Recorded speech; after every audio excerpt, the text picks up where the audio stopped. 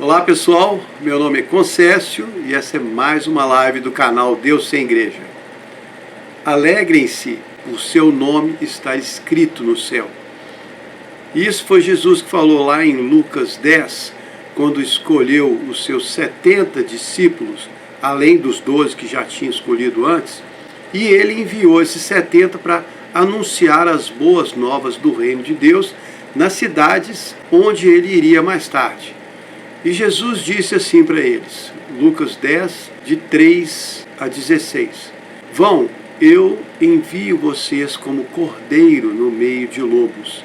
Não levem bolsa, nem sacola, nem sandálias, e nem parem para cumprimentar alguém pelo caminho. Quando entrarem numa casa, digam primeiro que a paz esteja nessa casa.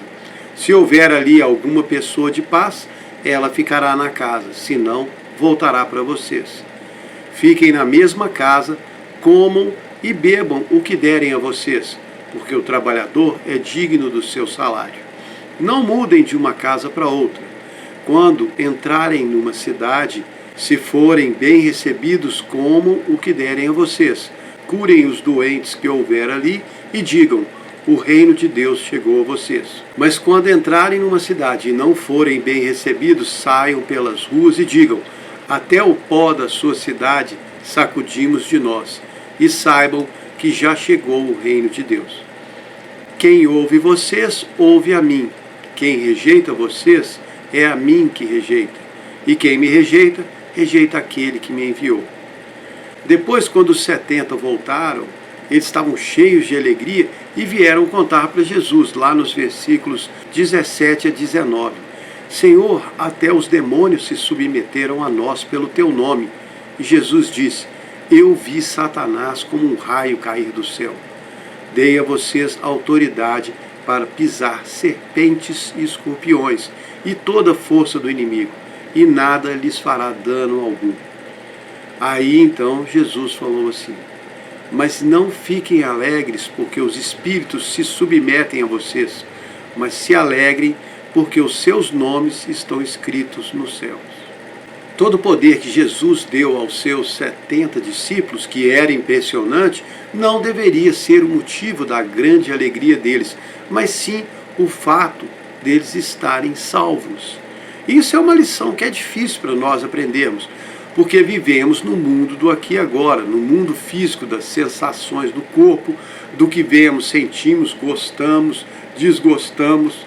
Estamos vivendo o dia a dia dos problemas para resolver as decepções, as tristezas, desejos, vontades.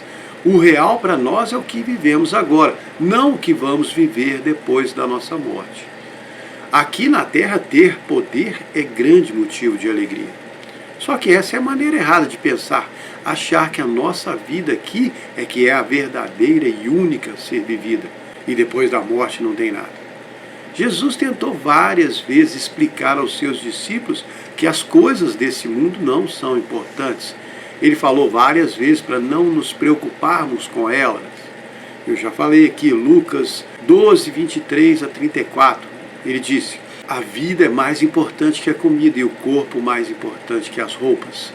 Observem os pássaros que não plantam nem colhem, não têm armazéns nem celeiros, mas Deus os alimenta. E vocês valem muito mais que as aves. Observem os lírios, eles não trabalham nem fazem roupas, mas eu lhes digo que nem Salomão, com toda a sua glória, se vestiu como um deles. Se Deus veste assim a erva do campo, que hoje existe e depois é lançada no fogo, quanto mais vestirá vocês, homens de pequena fé.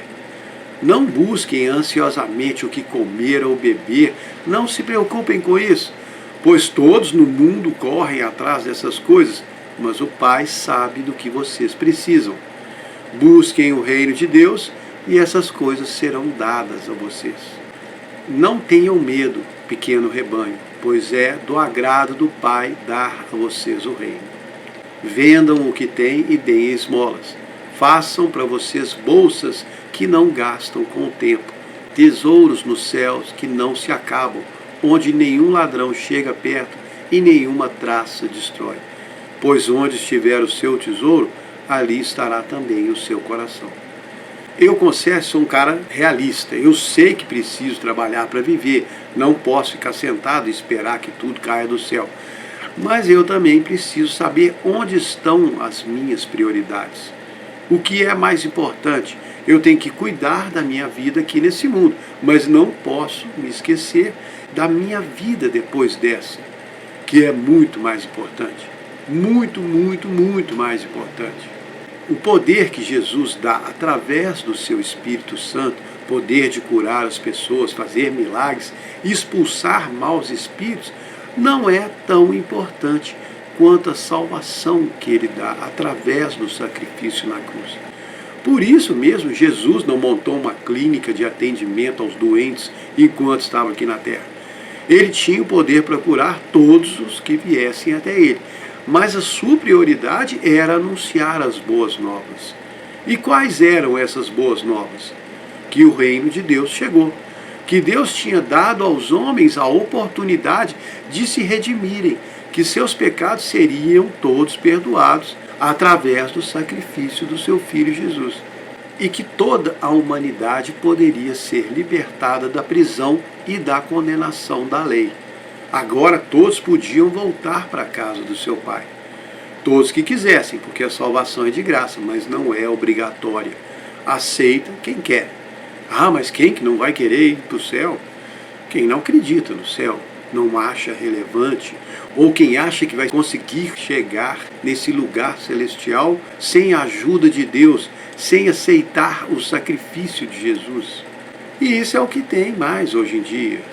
Tem os ateus que não acreditam em nada a não ser a realidade do mundo físico. Para eles não existe vida após a morte. Tem os que acreditam em alguma força cósmica que rege o universo e o que se faz aqui na Terra, aqui se paga e depois acabou, morreu. Tem os que acreditam numa outra vida, mas lá ninguém manda em ninguém, cada um faz o que quer e você escolhe para onde quer ir e você define como vai chegar lá.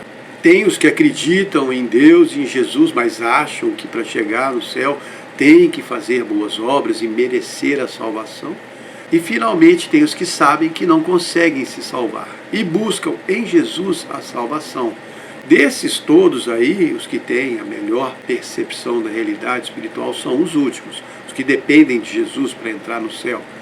Mas mesmo entre eles existe um conceito embaçado e obscuro sobre a vida depois dessa. E por não conseguirem enxergar bem, nem imaginar como vai ser, perdem muito da sua percepção celestial e passam a vida preocupados com o aqui e agora. Quem me ouve falando assim acha até que eu não me preocupo, mas não é assim.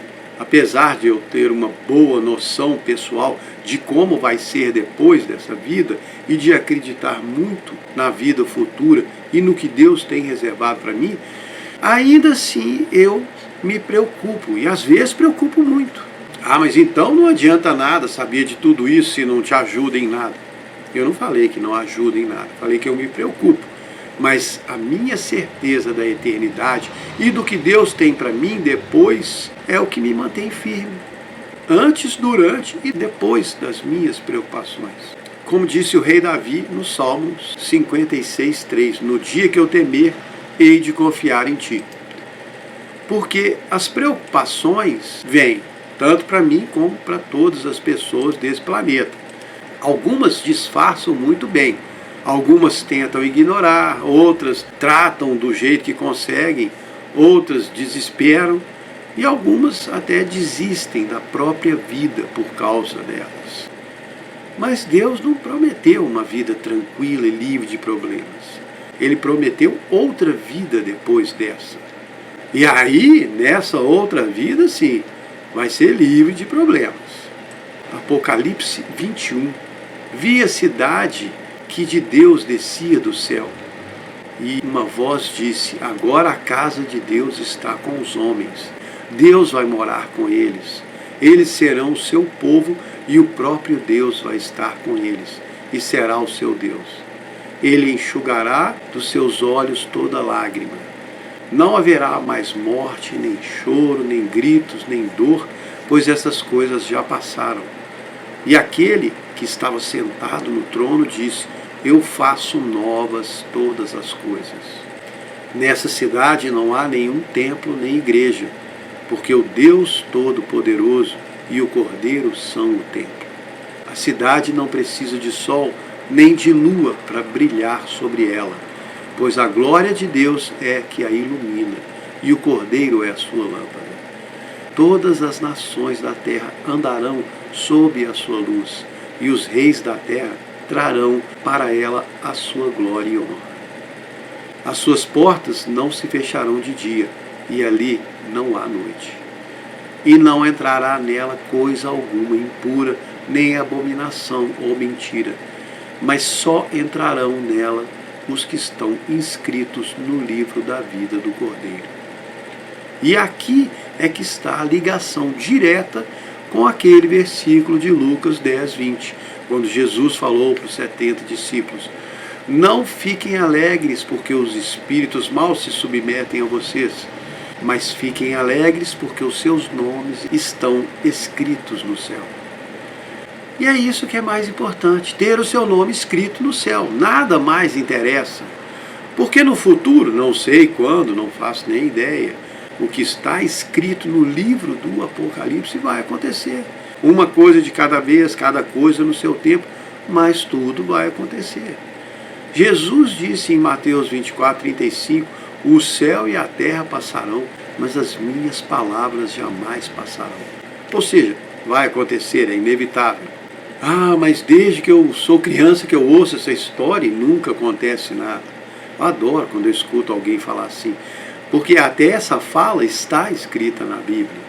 Lá em 2 de Pedro, capítulo 3, versículo 3 e 4. Nos últimos dias aparecerão pessoas debochadas que só querem satisfazer seus próprios desejos e dizem: onde está a promessa da volta de Jesus? Desde que nossos pais morreram, todas as coisas continuam como eram desde o princípio do mundo. Quando falou do tempo do fim, lá em Mateus 24, Jesus disse no versículo 36, que dia vai ser e que hora ninguém sabe, nem os anjos do céu, nem o Filho, mas somente o Pai. Ou seja, só Deus é que sabe que dia que a coisa vai acontecer, mas vai acontecer. 2 de Pedro 3,9. O Senhor não atrasa a sua promessa, ainda que alguns pensem que está demorando. Mas Ele é paciente e amoroso para com todos, e não quer que ninguém se perca, mas que todos se arrependam. Então, se está demorando, é porque ainda tem mais gente que precisa escutar as boas novas. Mais gente que precisa mudar o coração e reconhecer a Deus, aceitar Jesus. E Deus espera com paciência que cada uma dessas pessoas se volte para Ele. Como Pai amoroso, Ele não quer que nenhum dos seus filhos se perca. E é por isso que Ele precisa tanto de nós. Lá no capítulo de Lucas 10, quando Jesus enviou os 70 discípulos, Ele disse no versículo 2, a colheita é grande e os trabalhadores são poucos. Peçam ao Senhor da colheita que mande mais trabalhadores para a sua colheita. Por isso eu fico aqui insistindo com vocês para falarem com os outros sobre Jesus. Não só porque Deus espera isso de vocês e nem por causa da recompensa que você vai receber por guiar alguém até Ele. Claro que isso ajuda. Mas também porque é o que está faltando para as coisas todas acontecerem. Enquanto os que são de Deus não forem recolhidos e separados, Ele não vai voltar para buscar. Ah, mas então vai demorar uma eternidade. Não, não vai não. Principalmente se você ajudar. Porque Jesus conhece todos os que são dele. Ninguém vai se perder. Todos vão voltar para casa. Por isso nós temos que ter a visão celestial. A visão do futuro. Tirar os olhos dos problemas, das dificuldades, obstáculos, desânimo, desencorajamento, depressão, mau humor, falta de vontade, falta de oportunidade. De tudo que te afasta de fazer o seu melhor para Deus. E vamos ajudar a buscar os que são dele. Até mesmo as coisas que são muito legais, as coisas incríveis que Deus faz por nós, os milagres, as transformações, as bênçãos, as maravilhas impressionantes, os presentes que Ele nos dá, essas devem ser usadas para nos fortalecer e nos animar a fazer mais. não nos distrair da nossa missão. Não se alegre porque Deus fez milagres através de você, mas sim porque os seus nomes estão escritos no céu. Ah, mas para que isso? Porque assim você tem a perspectiva certa do que é mais importante. O poder de Deus fluindo através de você ou uma pessoa libertada para toda a eternidade? O que é mais importante? Um milagre que Deus fez ou uma alma salva eternamente? No primeiro capítulo do Evangelho de Marcos, versículos 28 a 38, conta que as notícias a respeito de Jesus se espalharam rapidamente por toda a região da Galileia, e ele foi com Tiago e João para a casa do Simão Pedro. A sogra do Pedro estava de cama, com febre, falaram dela para Jesus, ele foi lá, ajudou ela a se levantar, curou a febre dela. Depois do pôr do sol, o povo levou para Jesus todos os doentes endemoniados da cidade. Todos se reuniram na porta da casa. Jesus curou muitos que sofriam de várias doenças, expulsou muitos demônios. E aí, de madrugada, quando estava escuro, Jesus saiu para um lugar deserto para orar. Aí Simão e seus amigos foram procurar Jesus. Quando encontraram, falaram assim: Senhor, todos estão te procurando. Quer dizer, já tem outra multidão lá esperando na casa do Pedro para Jesus curar. Mas aí o que ele falou? Jesus respondeu: vamos para outros povoados vizinhos para que eu pregue lá também, porque foi para isso que eu vim. Quer dizer, ele deixou de curar um monte de gente para ir pregar. Bom, mas aí não, ele tinha que ajudar o povo. Não tinha. Sabe por quê?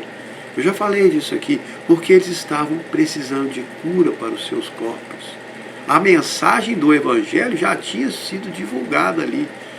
Então Jesus precisava ir para outros lugares onde ainda não tinham ouvido falar dele. É o que eu falei antes. O que é mais importante? Salvar uma alma para a eternidade ou o corpo para viver alguns anos? Se der para fazer os dois, ótimo.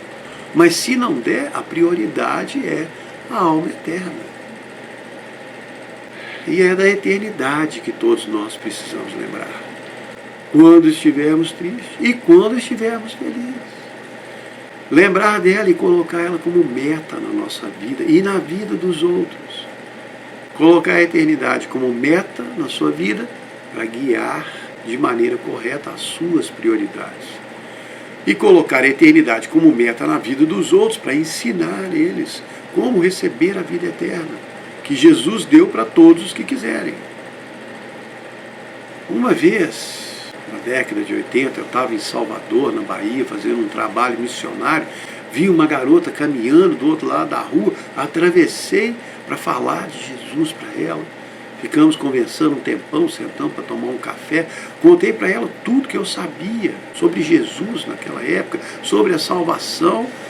Ela fez uma oração comigo para abrir o seu coração, receber Jesus. Depois encontrei com ela mais umas 2 vezes, pronto, nunca mais vi. Aí, depois de mais de 20 anos, eu a encontrei num evento. Ela já era uma missionária, estava ensinando outras pessoas, guiando outras pessoas para Jesus. E ela veio me agradecer por ter atravessado a rua naquele dia para falar com ela. Ela me lembrou de um momento breve da minha vida que eu já tinha esquecido, mas que transformou a vida dela. É claro que não fui eu, foi Deus. Mas eu estava ali disponível, ele me pegou e me usou naquela hora para alcançar aquela pessoa. E ela foi usada por Deus para alcançar outras pessoas. E ainda é usada. E é isso que importa nessa vida. Provérbios 11:30, o fruto do justo é a árvore de vida, e o que ganha almas é sábio. O livro do profeta Daniel tem várias profecias sobre os últimos dias da terra, o tempo do fim. Lá em Daniel 11:32 e 33 está escrito assim: o povo que conhece seu Deus se tornará forte e fará proezas. Os entendidos entre o povo ensinarão a muitos. E lá no Daniel 12:3 está escrito: os que ensinam a justiça a muitas pessoas brilharão como as estrelas sempre e eternamente. Então fique muito feliz, porque o seu nome está escrito no céu. Está lá registrado no livro da vida do Cordeiro. E aproveite para colocar outros nomes que ainda não estão lá. Eu sei que Deus vai ficar muito feliz com você por causa disso. E essas pessoas também vão. Elas vão ficar eternamente gratas. Vão te agradecer pela eternidade. E você também vai ficar feliz e vai se sentir realizado, porque foi usado por Deus para entregar o presente da vida eterna para outra pessoa. Então não deixe passar as suas oportunidades. Espero que vocês tenham gostado. Muito obrigado.